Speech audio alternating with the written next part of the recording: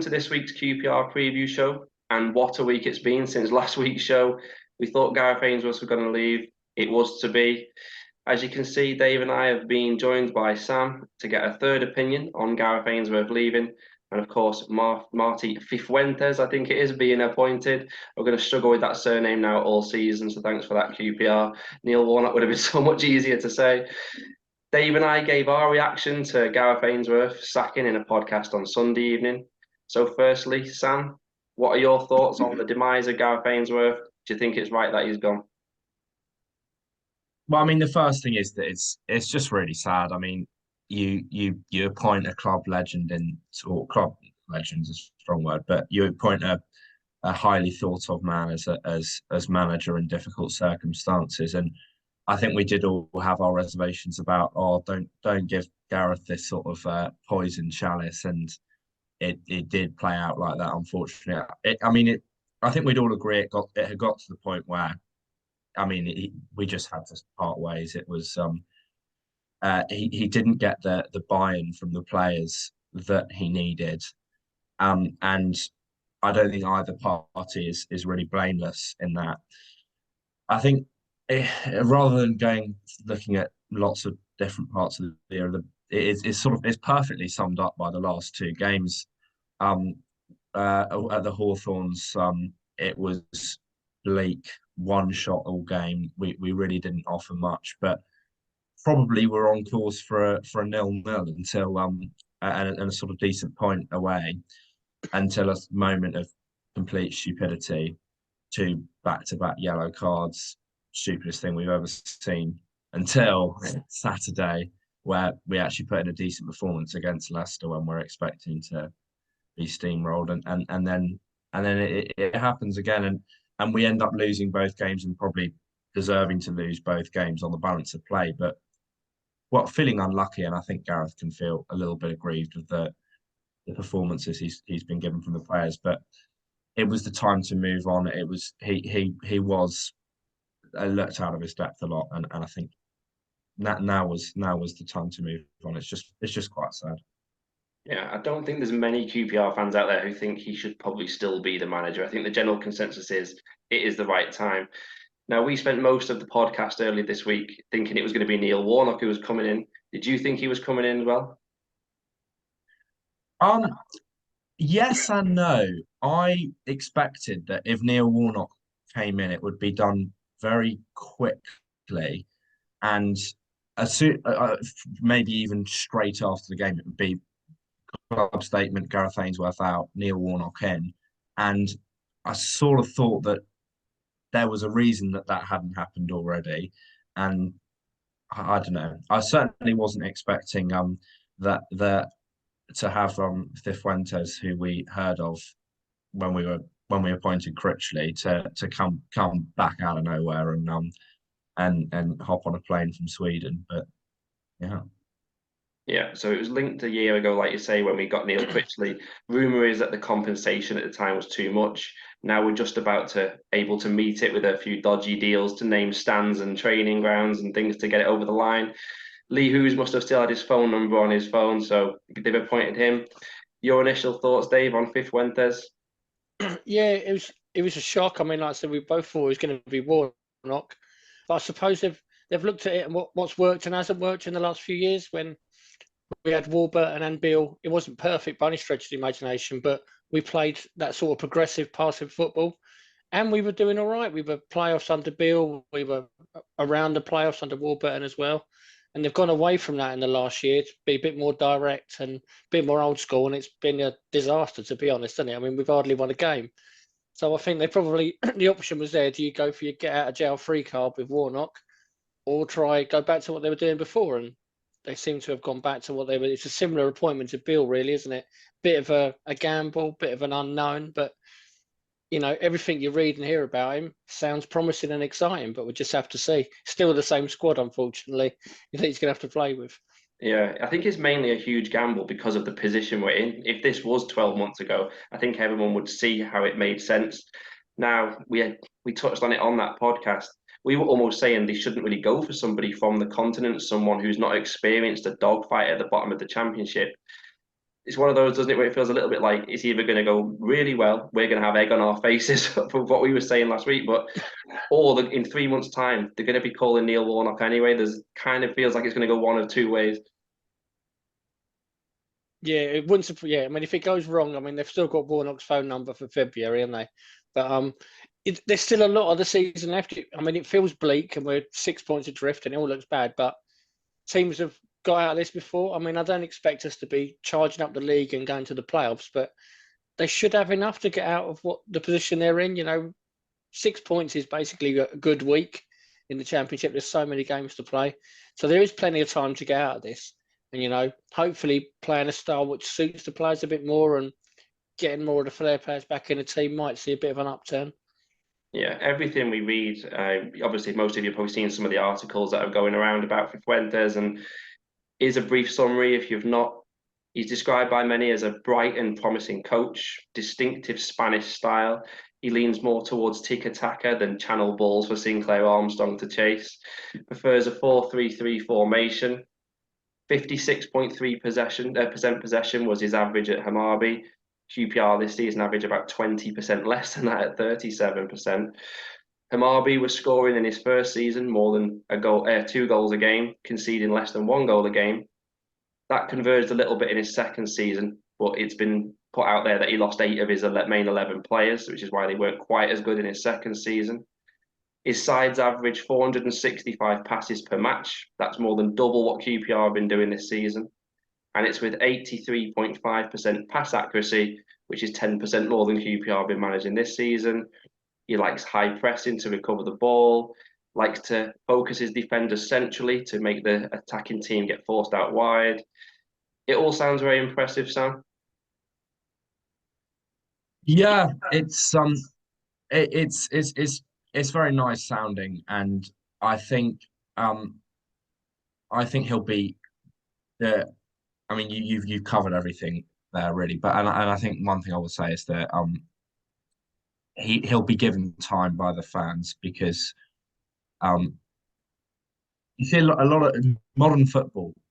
People's favorite thing to say is like I remember hearing like them talk about Spurs in this way or whatever, saying that so you need someone with the club's DNA or whatever, which is generally a load of it's generally just meaningless. And then I've also seen a lot of articles in the last few months on my timeline about Jude Bellingham was born to play for Real Madrid. I'm like, is this true? But I'll tell you this: Cifuentes. As soon as we found out that he was going to be as soon as we found out that he was going to be our manager, most likely, Hammarby had a game, and I stayed tuned. I couldn't watch it, but I stayed tuned into what was going on. Scored a cracking free kick at the start, then an amazing team goal, and then conceded twice in the 90th minute. Now this guy is born to manage QPR. He's got our DNA. So I think he'll be afforded time by the fans. It's a big sort of stylistic switch, and I think people understand that. So, I mean, it should be. It sort of gives us a chance of being good, even if there is still a chance that we will be awful. I think you make a good point about the fans giving him time because we want to get back to that more palatable style of football to watch, attacking style. And I think that's a good point. We're going to give him the time to try and do that. We know it can't happen overnight. But it is the big question mark, isn't it, Dave? Can he instill all those things I just mentioned about passing, percentages, possession, high pressing with this QPR team? I mean, it won't be easy, but a lot of them were doing it just a year ago under Bill. They were playing that way. So they can do it. They're capable of doing it. What they don't seem to be able to do is do what Ainsworth and Critchley wanted to do and go a bit more direct and crosses in the box. They just weren't capable of doing it. They just looked awful doing it. So, you've got the players there that can do it. I'm a bit concerned about Begovic and his kicking. I'm not sure how that's going to work with him playing it from the back, but maybe playing it short will work better than them hooves in the ground he keeps doing. But like I said, we've got the fair play. You'd think Chair should revel under him. I mean, Willock's hardly played in a year. This has got to be good news for Willock, really. He's surely going to get back in. Reggie Cannon's looked quite good the first few games. Maybe he'll do one under him. there is players there. I mean, I'm not expecting miracles from him, but I think we can get better playing this sort of football. Yeah, do you know, you mentioned Begovic. That's one of the concerns I had when you're reading all about him is he mentions the goalkeeper in a lot of the analysis and playing out from the back. And this is the problem, though, when we've now appointed Ainsworth and spent 6, 8 months letting Ainsworth dictate everything, going down a completely different route, to now go back to put the handbrake on and do a massive U-turn and then say we're going to go back and play this way again. This is what makes it so hard, and it's why the club have made a big error by going so off-piste by the Ainsworth appointment. It's not going to be easy to come back the other way, is it, Sam? No, it won't be. And uh, you're completely right. They've sort of ran just really inefficiently in circles, and I think it's a sort of it goes to show how poor the running of the club in recent years has been, that this sort of joined up thinking doesn't just isn't really there. And I would love to say I would love to say, well, the fact that we were linked with him a year ago shows that maybe there is some joined up thinking, that maybe this is someone they've had their eye on for a bit. Maybe that's true, but you still have to recognise that they went a completely different way from that before changing their mind, and it just kind of, it doesn't give a great impression. I think it does give the impression more like you said earlier, that we have his phone number. We don't have many other phone numbers. Let's give this guy a bell. But I'm behind him. I loved his interview. I think there's something there. It's a big if, but if he can sort of get a tune out of these guys. Yeah, definitely. What have you, mate, thought, Dave, about Lee Hoos now becoming the chairman, Amit Bhatia stepping down? All very odd, isn't it? Yeah, it's interesting, isn't it? I don't really get how Who's is going to do CEO and chairman, but And director of maybe football. and director of football. He's playing up front at the weekend as well. Apparently, that changes were needed. We've talked about it a lot. They did need to make changes. I mean, Amit's been at the club a long time. He's not really a full-time chairman. He's just kind of a face for it, and the fans like him. So I think that needed to be done. I'm surprised it's Who's that's got the job, but maybe they're lining up further changes. Another CEO. I won't be surprised if new investors are around, because you've got the American guys. Richard Riley's been heavily involved lately. So it does feel like there's a lot of changes going on at the club. I mean, I think it's well known that Amit was the guy who pushed for Ainsworth. So potentially he's thought, well, look, I've got that completely wrong. I need to step away. It'd be interesting to see what happens. They seem very busy the last few weeks, making a lot of changes. We've said before, I don't know why I didn't do these changes in the summer. It would have been put us in a much better position, but better late than never. Yeah, I did wonder whether, because Amit Bhatia has such a good relationship with Neil Warnock, I wonder whether Bhatia wanted Warnock, and once he didn't get him, maybe that's why he stepped back. But we're just making up scenarios. It could just be that he's heard this criticism that we need someone at the games who's the chairman people can see and voice things to. Let's focus on the football for a little while anyway. Rotherham away, the first match in charge for Cifuentes, a fellow bottom three dweller, a side we need to be beaten really if we want to survive. QPR, don't forget, could actually slip to the bottom of the table this weekend if we lose and Sheffield Wednesday win. Rotherham, just like QPR, struggle for goals, concede twice as many as they score. And it's one of those where we've said it a few times this season. They're, though, going to see a game against QPR as their opportunity to catch the pack above two, aren't they, Dave? Oh, yeah, definitely. I think, I think if Ainsworth was still here, they'd really fancy their chances. I don't want to be cruel to him, but we looked pretty dreadful under him the last few weeks. But it's a different sort of game now. New manager, players got something to prove. And it's a must-win game for us. You look at it with, the games coming up, it's an opportunity to get some points on the board and get away. Hopefully get a good start for him. But, it's going to be a bit of a culture shock for him, going to Rotherham for your first game. It's not the easiest, is it? And, we saw last year, Hugo ripped us to pieces, didn't he? And I'm sure he'd be up for it at the weekend. It's not going to be an easy game, no matter what their league position is. No, I mean, they are a poor side. They didn't have a shot on target against Sheffield Wednesday last week. They're struggling just like us. Like you say, we have to start the recovery here. We can't be giving another relegation rival 3 points. another thing as well is it's been quite positive in the QPR world the last few days. People have been boosted by the manager coming in. We don't want that to evaporate straight away, do we, Sam? No, we don't. And I don't know.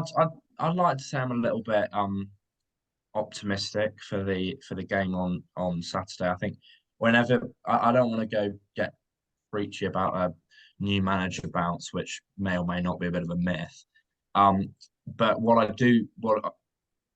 think is more concrete fact is that Rotherham will have had their eye on playing Gareth Ainsworth's QPR for a while, and I don't want to damage the good name of Rotherham's scouting department, but I don't think they had anyone up in Hammarby over the last few months, and I think there's going to be a lot of who is this guy? What are we going to see? I mean, there's a lot of that from us, so there's definitely going to be some of that from them, and I think that could play into our hands a little bit because I'm sure Cifuentes seems like the sort of guy who will have been able to find out quite a lot about Rotherham and knows what we're up against, whereas they might not necessarily know what they're up against, and it's one of the most winnable games you can ask for at the moment, and I like Rotherham. I live up in Sheffield. I go to some of their games sometimes. I don't want to do them a disservice, but it certainly is, and especially away from home, I think they're better at home than they are away. But I think our squad of players in the last year has, for whatever reason, been a lot better away from home. Even under Ainsworth, we had a period of 4 away wins in 5 between the seasons under Ainsworth. So I'd like to think we could get something going. Yeah, Dave and I discussed in the last podcast about Ilias Chair, Chris Willett being the key to improving QPR. Do you agree with us on that? And can you think of anything else he's going to target in the short term to improve us? I definitely think that Chair and maybe Willock. I'm a bit more unsure on that. I think his problems can't be just traced down to Ainsworth. I think Chair, in a system where he has a clear role and he's not just sort of getting the ball wandering towards the box and seeing what there is to do. I think he'll really thrive there. I've long thought that as soon as you get a manager to tell him when to release the ball, he's gonna become twice the player he is now. I think in terms of other areas of the squad, I don't know. I know he's going to be suspended for this game.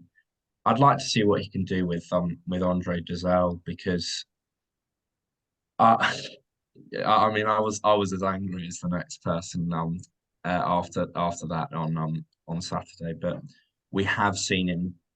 It's one of the few players who you could say came on under Ainsworth. I think he really showed his ability to get more involved in games and put in more work out of possession in that very small good spell at the start of the season. And I think he could be his sort of understanding of the space in front of him could be really key for in terms of deeper build up from Cifuentes.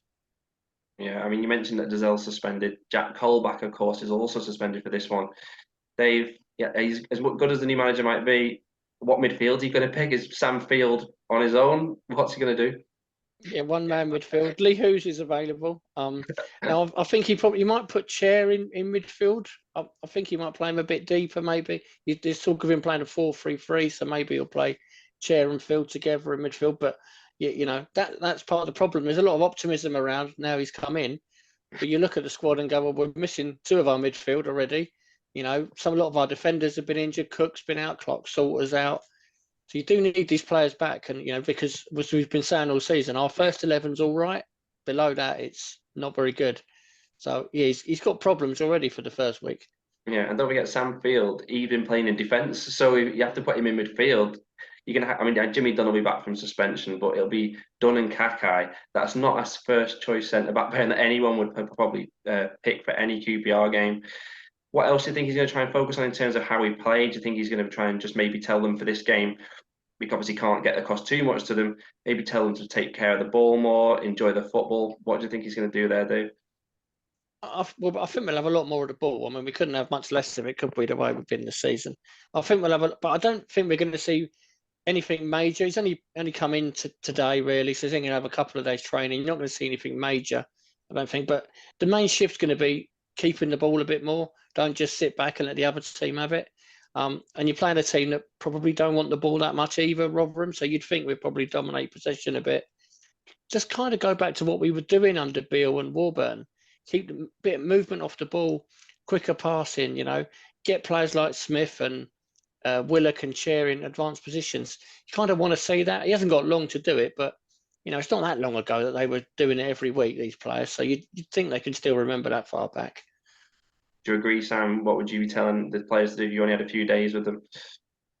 100%. And I don't think he has to do much. And I think there will be a big change, because I think we've seen this group of players buy completely, buy into the max with Beale, whose probably biggest asset was his talking, which I think like they would have been. And then again with Critchley and Ainsworth, who are not as exciting, they did down tools. There's no two ways about that. So if you could tailor make someone who would excite a player who thinks they're going to start playing some possession football, it would be a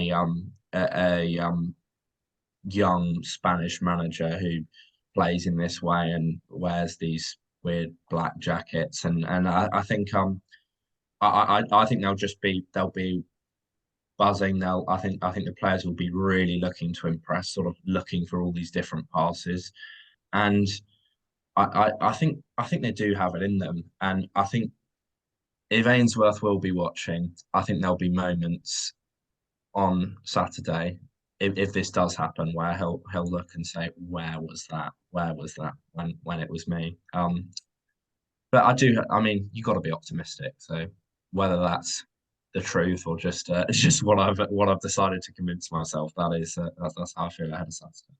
Yeah, I just think he's got to get them enjoying the football again, because a lot of our QPR players, this is the dream career for them all. They come across like it's a bit of a chore for them, and that's one of the things that I think he will help with. For all the reasons you just said, he'll get them tactically on a different level and excite them, and hopefully we see it on the pitch straight away. Quick predictions: does he start with a win, Dave? Yeah, let's go for a win. Make a change. I think we've got a good chance to going up there. They're all right, Rotherham, but they're beatable. I think we'll get something up there. I think we'll beat them. Sam, are you as confident? After what I've said, I've got to be 3-1. You can't help Hugill scoring, but we can score a few ourselves. Yeah, no, Hugill concerns me, and so does the midfield, I have to say. But I think as long as we don't lose, just stop this losing streak. Obviously, we've lost 6 in a row. Even a draw wouldn't be a terrible result, just to draw a line under everything, and then he's got a week then to work on the next game. And that's it. That was our 100th video, by the way, from Hoops and Dreams. So a nice way to do it, welcoming a new manager. Thank you to everyone who's watched over the 100 videos, commented, etc. Best of luck to Marti Cifuentes. Thanks to Dave and Sam. We'll be back next week. And come on, yours. We know who we are. You know who we are. We are QPR.